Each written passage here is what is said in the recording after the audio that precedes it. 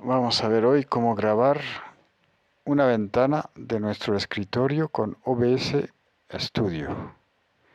Aquí le damos a OBS y ahora vamos a abrir una fuente dándole abajo al más. Y vamos a ir a captura de ventana. Le damos,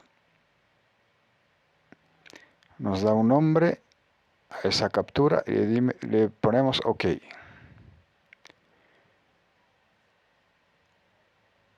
Nos va a aparecer una ventana en la que vamos a poder elegir en ventana qué ventana grabar en mi pantalla de portátil. Voy a elegir esta ventana en la que hay una película y voy a dar a aceptar.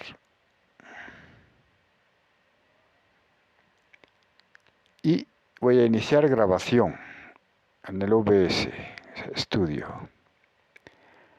Aquí tenemos ahora la ventana y vamos a ir en nuestra pantalla donde está la película y lo vamos a poner a tamaño máximo para que coja toda la pantalla y que grabemos toda la pantalla,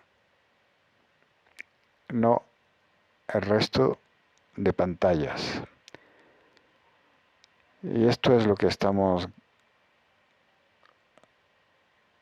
grabando,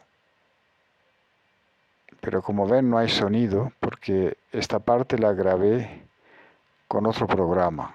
Ahora voy al OBS para ver lo que hemos grabado con OBS, que es lo mismo que antes. Es la ventana con la película que pusimos a tamaño completo para que coja la imagen toda la pantalla. Le dimos a play y ahí es lo que hemos estado grabando. Pero como ven ahora hay sonido. Por lo tanto con OBS podemos grabar la imagen y el sonido al mismo tiempo. Espero que les sirva. Nos vemos otro día. Un saludo. Decidió no meterse más y dejar la ciudad a manos de los delincuentes. Sí, medio parecido a Escape en Nueva York. Una persona importante termina en